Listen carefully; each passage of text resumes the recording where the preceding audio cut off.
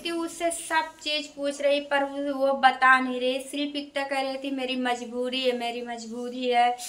दोस्तों ऐसी कौन सी मजबूरी उसके पे पड़ गई कि दूसरे के आदमी के साथ उसे जाना पड़ा, इतना दिन रहना पड़ा किसी के, और दूसरे के साथ रहना पड़ा। ऐसा कोई मजबूरी थोड़ी ना होता। और उसकी हेलो दोस्तों, हमारे चैनल में आप सभी का स्वागत है। दोस्तों आप लोग कैसे हैं? उम्मीद करते हैं मस्त होंगे, स्वस्थ होंगे और अपने कामों में व्यस्त होंगे दोस्तों। और बताइए कैसे आप लोग हैं दोस्तों। प्रीति और सूरज समझौता कर लिए हैं गाइस, पर अभी प्रीति मान नहीं रही है क्योंकि वो लड़की जो है उससे कुछ बातचीत की है।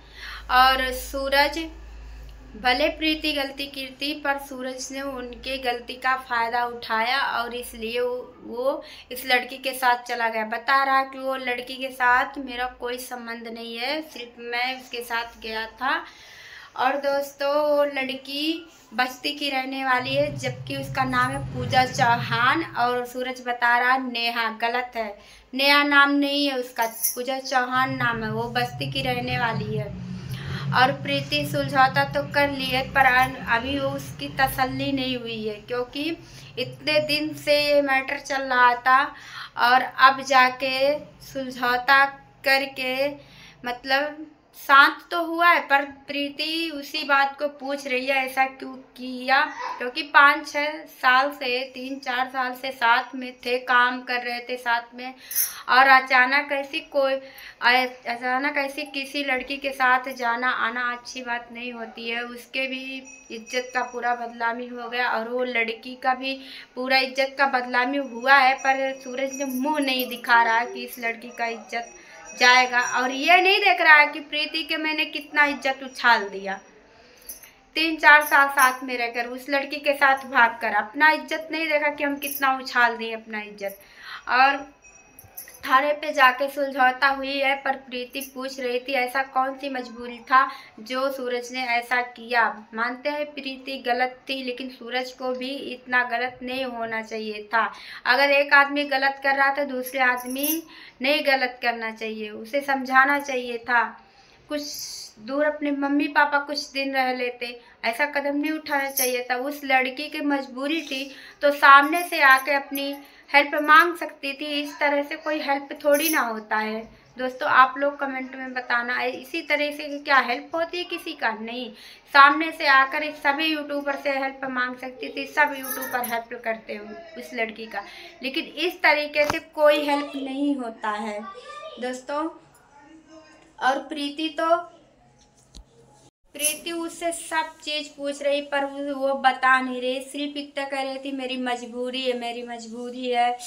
दोस्तों ऐसी कौन सी मजबूरी उसके पे पड़ गई कि दूसरे के आदमी के साथ उसे जाना पड़ा, इतना दिन रहना पड़ा किसी के, और दूसरे के साथ रहना पड़ा। ऐसा कोई मजबूरी थोड़ी ना होता। और उसकी माँ बाप भी कैसे थे जो ऐसे भेज दिए, ऐसे भी अभी शादी ब्याह कुछ नहीं हुई इस लड़की के, इस तरीके से किसी के साथ भेजना या ना भेजना बहुत गलत बात है।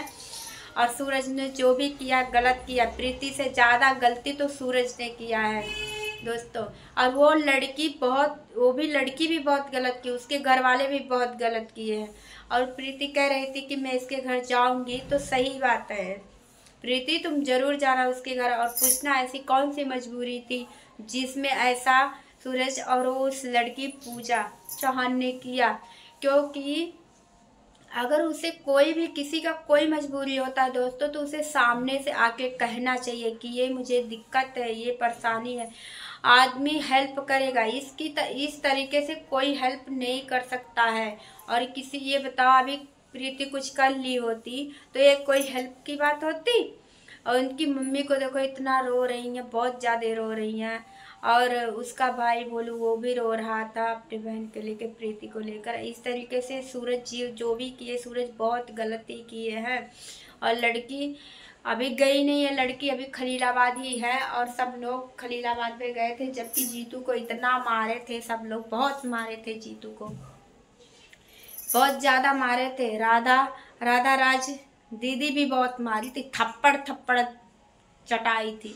लेकिन दोस्तों इस धोखे की तरह किसी के साथ होना नहीं चाहिए। नहीं तो चलो सब यूट्यूबर उसके साथ थे, प्रीति के साथ थे, तो चलो कुछ ऐसी कदम नहीं उठाई प्रीति, लेकिन अगर नहीं होते तो वो उठा लेती। और अभी भी भले वो समझौता कर लिए, पर अभी भी दर्द से वो जूझ रही है। तो दोस्तों ऐसा अगर किसी के साथ हो तो प्लीज़ इससे बच के रहिए। ये वीडियो बना रहे हो तो अपने में बनाओ, पर किसी के झगड़े लड़ाई में मत पड़ना, नहीं तो जिंदगी झंड है। यही होता है।